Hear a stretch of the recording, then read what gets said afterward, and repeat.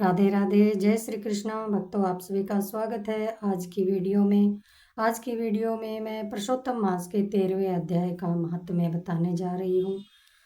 13वें अध्याय में बताया है कि किस तरह से राजा दृढ़धनवा की प्रेरणादायक कथा का वर्णन आज की इस कथा में मिलता है।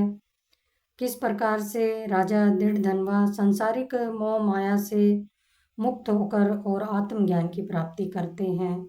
इस अध्याय में यह बताया है कि एक शक्तिशाली राजा को तोते के मुख से वैराग्य के वचन सुनकर अध्यात्म का मार्ग मिल जाता है और उसने प्रभु भक्ति से परम पद प्राप्त मिल जाता है।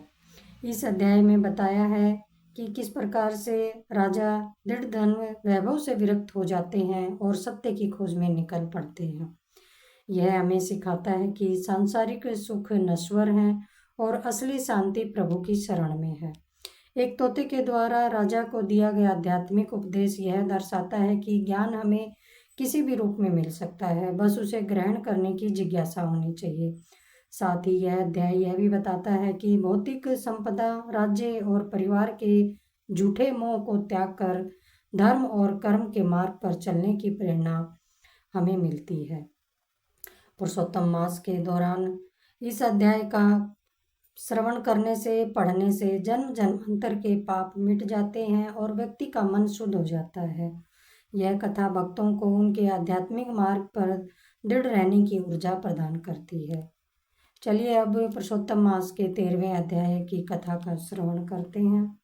आगे की कथा में बताते हैं कि ऋषि लोग बोले कि हे सूत, हे महाभाग, हे सूत, हे बोलने वालों में श्रेष्ठ, पुरुषोत्तम के सेवन से राजा दृढ़ धन, शोभन, राज्य, पुत्र आदि तथा पतिव्रता स्त्री को किस तरह प्राप्त करते हैं और योगियों को भी दुर्लभ भगवान के लोक को किस तरह प्राप्त किया। हे तात, आपके मुख कमल से बार बार कथा सार सुनने वाले हम लोगों को अमृत पान करने वालों के समान कथा अमृत पान से तृप्ति नहीं होती। इस कारण से इस पुरातन इतिहास को विस्तार पूर्वक कहिए। हमारे भाग्य के बल से ही ब्रह्मा ने आपको दिखलाया है। सूत जी बोले, हे विप्र लोग, सनातन मुनि नारायण ने इस पुरातन इतिहास को नारद जी के प्रति कहा है। वही इतिहास इस समय मैं आप लोगों से कहता हूँ। मैंने जैसा गुरु के मुख से राजा दृढ़धनवा का पापनाशक चरित्र पढ़ा है, उसको सब मुनि श्रवण करें। श्री नारायण बोले, हे ब्राह्मण नारद, सुनिए, मैं पवित्र करने वाली गंगा के समान राजा दृढ़धनवा की सुंदर तथा प्राचीन कथा कहता हूँ। है देश का रक्षक, श्रीमान, बुद्धिमान तथा सत्य पराक्रमी चित्रधर्मा नाम का राजा था। उसको दृढ़धनवा नाम से प्रसिद्ध, अति तेजस्वी, सब गुणों से युक्त, सत्य बोलने वाला, धर्मात्मा और पवित्र आचरण वाला पुत्र हुआ। कान तक लंबे नेत्र वाला, चौड़ी छाती वाला, बड़ी भुजा वाला, महातेजस्वी वह राजा दृढ़धनवा प्रशस्त गुण समूह के साथ साथ बढ़ता गया। वह चतुर राजा दृढ़धनवा प्रसन्नता के साथ गुरु के मुख से एक बार कहने मात्र से पूर्व में पढ़े हुए के समान व्याकरण आदि 6 अंगों के साथ 4 वेदों का अध्ययन कर, गुरु को दक्षिणा देकर और विधि पूर्वक उनकी पूजा कर बुद्धिमान राजा गुरु की आज्ञा से पिता चित्रधर्मा के पुर को गया। अपने नगर में वास करने वाले प्रजा वर्ग के नेत्रों को आनंदित करता हुआ जिस पुत्र को देखकर राजा चित्रधर्मा भी अत्यंत ही हर्ष को प्राप्त हुआ, पुत्र जवान हो, संपूर्ण धर्म को जानने वाला हो और प्रजा पालन में समर्थ हो, इससे बढ़कर सार शून्य संसार में और क्या है, अर्थात तो कुछ भी नहीं है। अब मैं 2 भुजा वाले मुरली वंशी को धारण करने वाले, प्रसन्न मुख वाले, शांत तथा भक्तों को अभय देने वाले श्री कृष्ण चंद्र की आराधना करता हूँ। जिस तरह से ध्रुव, अम्बरीश, धरताति, ययाति, प्रमुख राजा और शिवी, रंती, देव, शशबिंदु, भगीरथ, भीष्म, विदुर, दुष्यंत और भरत, पृथु, उत्तानपाद, प्रहलाद, विभीषण, ये सब राजा तथा और अन्य राजा लोग भी अनेकों लोगों को त्याग कर इस अनित्य शरीर से पुरुषोत्तम भगवान का आराधन कर नित्य सदा रहने वाली विष्णु पद को चले गए। उसी तरह से स्त्री, मकान, पुत्र आदि में स्नेह में बंधन को तोड़कर वन में जाकर हरि का सेवन करना हमारा भी कर्तव्य है। ऐसा वन में निश्चय करके समर्थ राजा धृतधनवा को राज्य का भार देकर स्वयं विरक्त हो शीघ्र पुनः ऋषि के आश्रम को चला गया। वहां जाकर संपूर्ण कामनाओं से निष्प्रिय हो और भोजन त्याग कर हर समय मन से श्री कृष्ण का स्मरण करता हुआ तप करने लगा। कुछ समय तक तप करके वह राजा चित्रवर्मा हरि भगवान के परम धाम को चला गया। राजा दृढ़धनवा ने भी अपने पिता की वैष्णवी गति को सुना। उस समय पिता के परम धाम गमन से हर्ष और वियोग होने से शोक युक्त राजा दृढ़धनवा पितृ भक्ति से विद्वानों के वचन में स्थिर होकर पारलौकिक की क्रिया को करने लगा। नीति शास्त्र विशारद चतुर राजा दृढ़धनवा अत्यंत शोभित पवित्र पुष्करावर्तक नगर में राज्य करने लगा। अच्छे स्वभाव वाली विदर्भ राज की कन्या उसकी स्त्री गुण गुण सुंदरी नाम की थी। पृथ्वी पर रूप में उसके समान दूसरी स्त्री नहीं थी। उस गुण सुंदरी ने सुंदर चतुर शुभ आचरण वाले 4 पुत्रों को उत्पन्न किया और संपूर्ण लक्षणों से युक्त चारुमती नामक कन्या को उत्पन्न किया। चित्रवाक, चित्रवाह, मणिमान और चित्रकुंडल नाम वाले ये सब बड़े ही मानी सूर अपने अपने नाम से पृथक विख्यात होने लगे।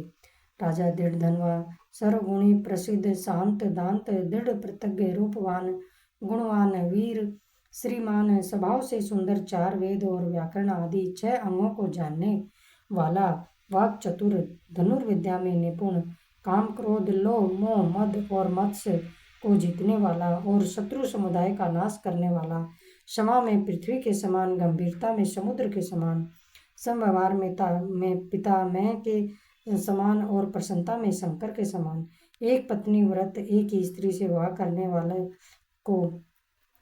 वाले दूसरे रामचंद्र के समान अत्यंत ही उग्र पराक्रमशाली दूसरे कार्तवीर्य के समान था।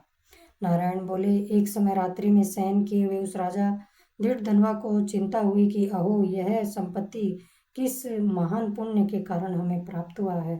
न तो मैंने तप किया, न तो दान किया, न कहीं पर कुछ हवन ही किया। मैं इस भाग्योदय का कारण किससे पूछूं।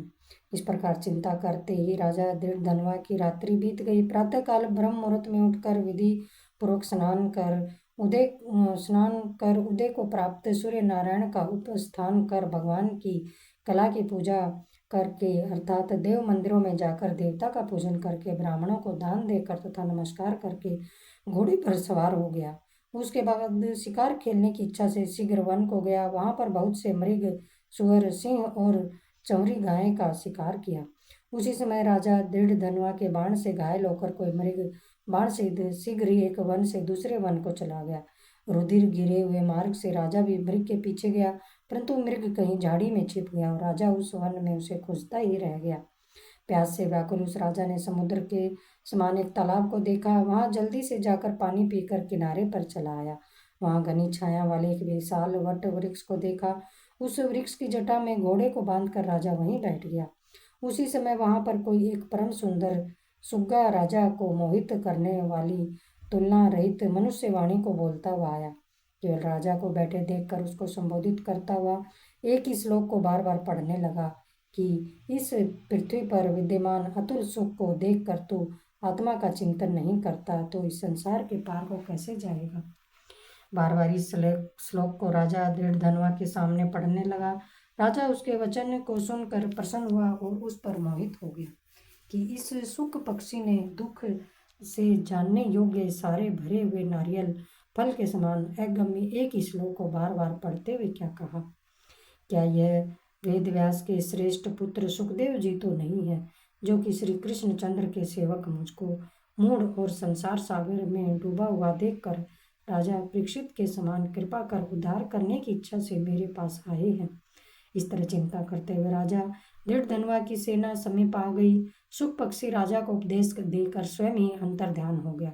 उस सुख पक्षी के वचन को स्मरण करता हुआ राजा अपने पूर्व में आकर बुलाने पर भी नहीं बोलता है और निंद्रा रहित हो उसने भोजन को भी त्याग दिया। तब एकांत में उसकी रानी ने आकर राजा से पूछा। गुण सुंदरी बोली, हे पुरुषों में श्रेष्ठ, यह मन में मलिनता क्यों हुई। हे भोपाल, पृथ्वी के रक्षक, उठिए उठिए, भोगों को भोगिए और वचन बोलिए। देवताओं से भी दुख से जानने योग्य उस सुख पक्षी के सत्य वचन का स्मरण करता हुआ रानी गुण सुंदरी के प्रार्थना करने पर भी राजा दृढ़ धनवा कुछ नहीं बोला। पति के दुख से अत्यंत पीड़ित वह रानी भी दीर्घ श्वास लेकर अपने स्वामी की चिंता के उत्कट कारण को नहीं जान सकी।